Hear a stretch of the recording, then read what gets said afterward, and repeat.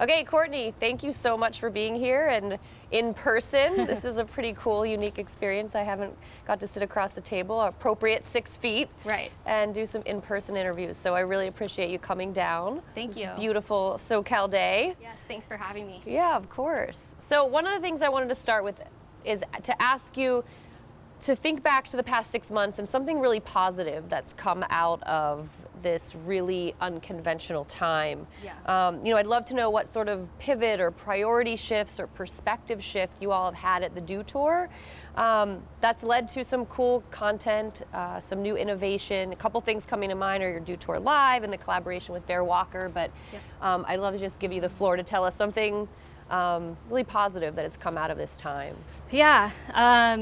It's been interesting, I think thinking back to March, and it's hard to believe that we're sitting here 6 months later, but Right. everybody's kind of gone through a phase of kind of a multi-step process of coping, with everything that's going on, and things that keep getting compounded on top of, the pandemic. And I think once we kind of all got through, the shock of it all, the denial of it all, the grieving, and like finally to a place of acceptance, I think it's been really great to see how the whole community's kind of come together to help each other get to that point.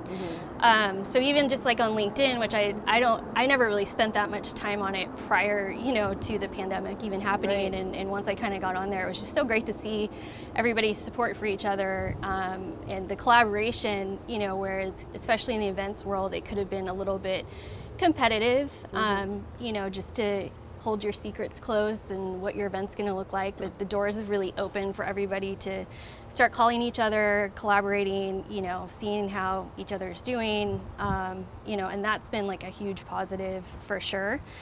And then, internally with our team, we've gone through the ups and downs of everything, but tried to keep an open mind. And what's great is now, 6 months later, we're sitting here and we're actually really excited about the opportunity to be at the forefront of, what the new world of events looks like. And it's been really great to work with our partners and just ideate, and collaborate on, what next year is going to look like, and, get it as close to semi-normal as possible, but know that it's going to look different, from here on out. So I think those are the two things, that have stood out in my mind that have been really positive about this whole thing. Yeah, I love hearing from so many people that we've talked to the past 2 days about the kinship, the coming together, everyone sitting at the virtual table, and there being this openness and sharing of ideas that just really maybe wasn't there before. Yeah. Everyone's really truly having the same shared experience, and so it's so nice to hear that has been something that everyone has experienced. That's definitely a positive that's come out of this. It's been good. So I'd love to know a couple of the specific things that came out of this. You talked about the creativity and some of the ideas that maybe if you hadn't had a moment to just sit and think and be forced to think differently. And so one of those we talked about earlier was Do Tour Live. Sure. And then also you have some cool collaborations. Can you explain how those came of this moment?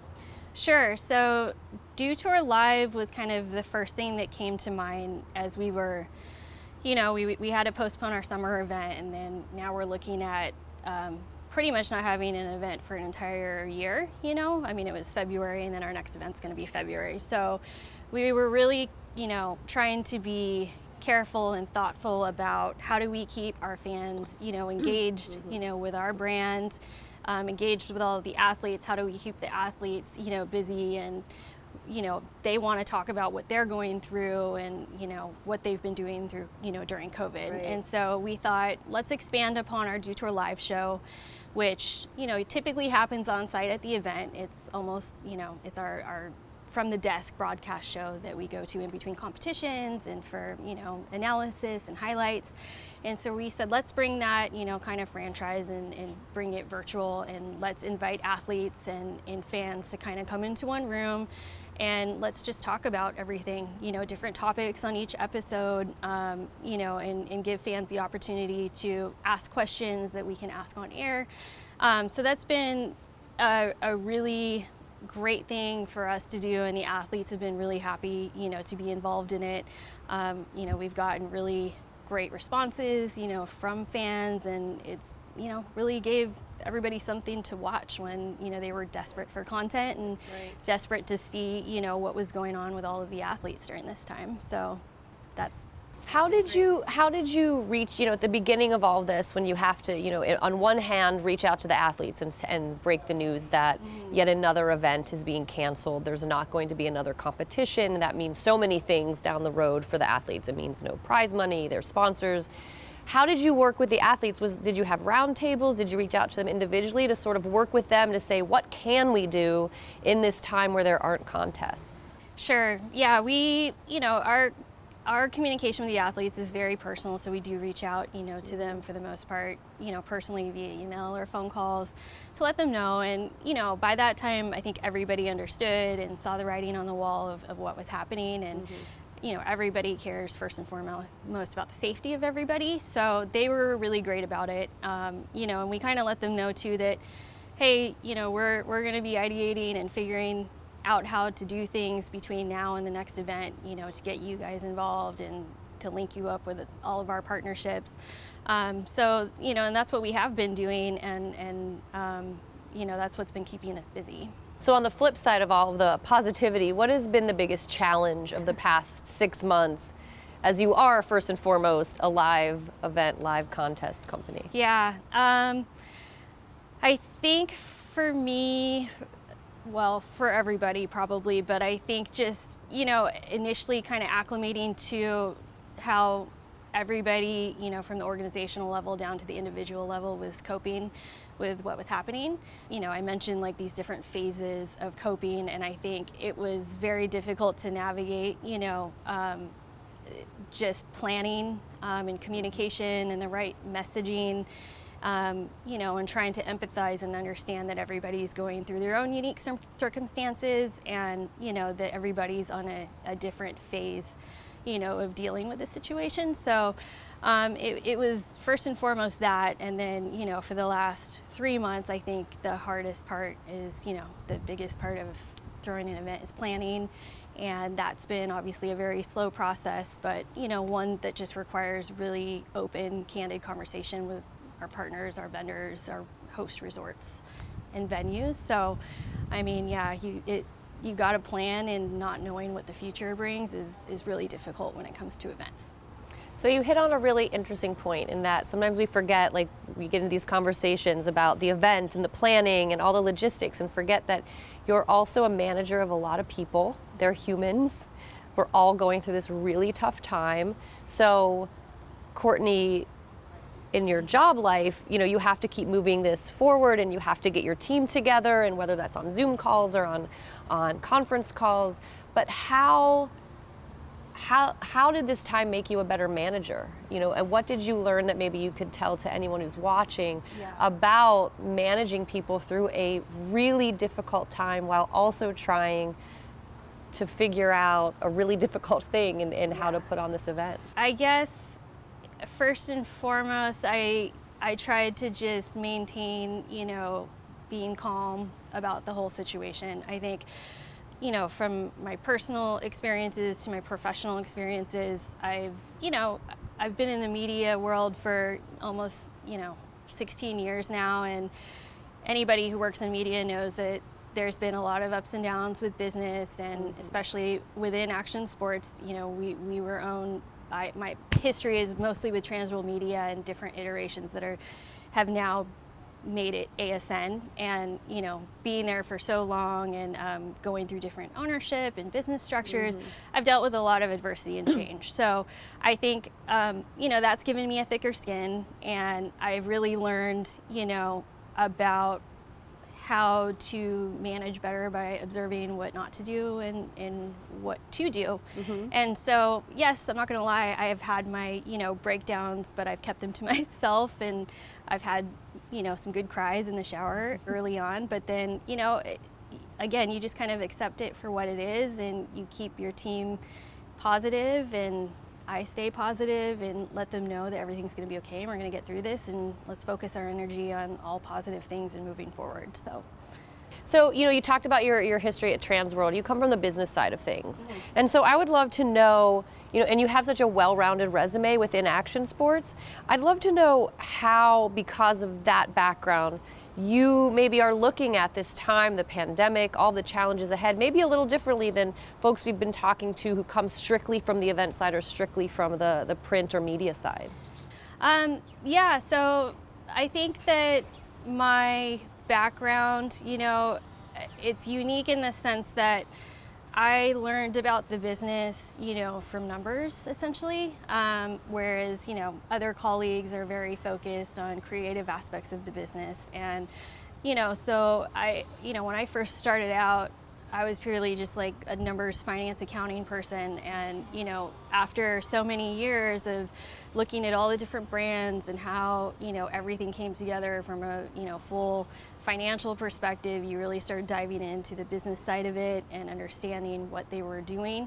And so I think that well-rounded approach kind of, it got me to where I am today. And I definitely have a different perspective from everyone else because I've like I said before, been through massive change and, have been more involved with those decisions leading to it.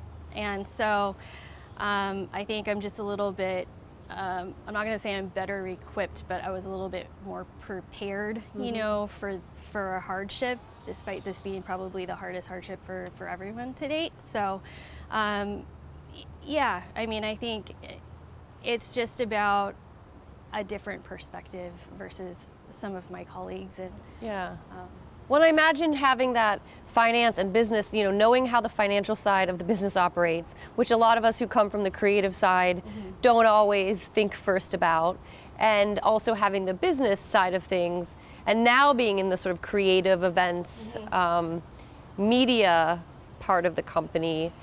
When those big ideas get thrown on the table, if that's going to be possible to execute. You start thinking in how possible that is. You're probably much more realistic in your job than those of us who come at it strictly from like, I have this great idea and it's super creative, but then you're able to say, okay, let's figure out if this is possible, financially, logistically possible. Yeah, right? and that's our process. I don't ever shut anything down whenever we need to ideate something, whether it's for a partner, for the event, for Mountain Dew. We always gather, because we're a very small team, we gather and throw every grand idea up, on the whiteboard, and then we narrow it down to what we want to explore, and then we figure out, can we actually realistically do this? And then, we'll modify it just to make it happen, as close as possible. But yeah, it's definitely a different approach than some might have had. No, it's nice to have that well-rounded approach and to have someone, leading the team who doesn't just have the big ideas that you throw on the whiteboard, also knows if you can make them happen, right? So you mentioned to me when we spoke before that Dew Tour wants to be at the forefront of innovating for the modern post-COVID world. So the first thing I would love to know is how you define what is the modern post-COVID world? We don't fully know. We're still... How do you see the modern post-COVID world? It's very fluid, but we just want to really take a look at, for the next two events, the space that we have and see what we can do differently to first and foremost make everyone, from our staff to the athletes to the fans feel safe, and how can we create a new space different than what it has been to accomplish that with it still feeling welcoming and fun. So we've been doing a lot of ideating around that, and we've even we've had to take into consideration what do our partner activations look like. Maybe the days of the typical sponsor village are gone and everything is completely unique and separated from each other, but is kind of more of a fun little journey for consumers and fans to go through. So yeah, we really have been looking at it that way, and then we have taken a hard look too at initially what things do we need to take digital, that maybe can't happen on site, and then how do we get our fans more, engaged in actually interacting and influencing the outcome of competitions or, different things that are happening at the event. So you also, at the beginning of this year, were looking toward Tokyo.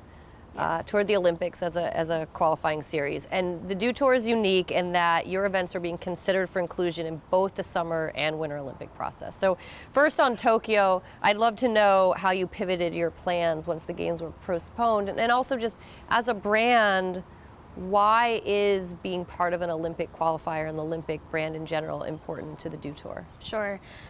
So yeah, when the Olympics, were postponed, obviously we knew we, would be postponing our event as well. And we work closely with World Skate, so it wasn't a surprise to us. We had been in close collaboration, just in consideration not only of the Olympics, but for, of Mountain Dew, what our partner wanted and wanted to be responsible for, and how we move forward with an event or not. So that was relatively easy to figure out. But we were happy to postpone it because we do still want to be part of it. We have been a part of the Olympic qualifying for winter already, and that has been tremendous for us in many ways. But I think most notably on the winter side, the fact that governing bodies are actually considering our modified courses in competition, whether it's whenever it is, whether it's in December or February, that those courses might actually be considered towards Olympic qualifying points, which is very impactful for us because that's telling us that we're doing something right and pushing progression. And from the skate side, obviously we wanted to get in because this is groundbreaking that skateboarding is being added to the Olympics, but we also wanted to get in to kind of protect the authenticity of skateboarding and the culture as it goes to the Olympic platform. It's a much more larger scale, and there's a lot of different opinions that are all right. So we wanted to be part of that and be able to shape the future of what Olympics looks like in the future. So the Dew Tour, like a lot of these brands in action sports, you all have a really engaged, passionate fan base. How have you, during this time, really engaged and interacted with your fans, whether that's on social media or however it might be, and what are you excited to bring into the future, into 2021, that maybe you weren't doing in the past, that you're going to continue doing into the future?